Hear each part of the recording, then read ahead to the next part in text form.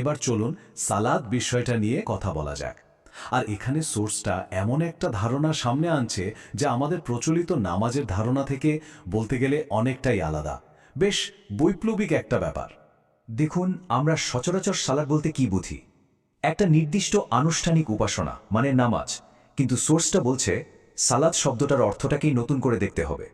তাদের মতে সালাত মানে শুধু কিছু নিয়মকানুন পালন করা নয়, বরং এটা হলো ঐশী বাণীর সাথে মানে ওহির সাথে একটা জীবন্ত সংযোগ তৈরি করা, আর সেই সংযোগটা প্রতিনিয়ত চর্চা করে যাওয়া। তার মানে কি দাঁড়ালো? এই ব্যাখ্যা অনুযায়ী সালাত কায়েম করা মানে কিন্তু শুধু নামাজ পড়া নয়। এর মানে হলো কোরআনের শিক্ষার সাথে একটা অ্যাক্টিভ, একটা জীবন্ত সম্পর্ক ধরে রাখা।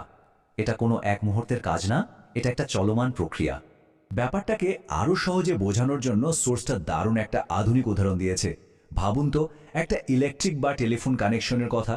আমরা প্রথমে সংযোগটা নিই, তারপর সেটাকে চালু রাখি, তাই না?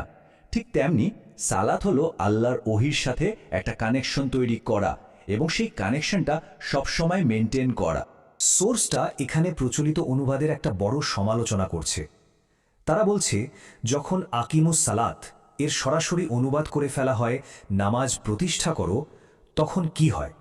তখন আসলে আমাদের সমাজে আগে থেকেই যে নামাজের ধারণাটা চালু আছে সেটাকেই কোরআনের ওপর চাপিয়ে দেওয়া হয়। তাদের কথাটা খুব সোজাসাপটা। আমরা আগে নামাজ বানিয়েছি, তারপর সেটার সাথে মিলিয়ে তর্জমা করছি।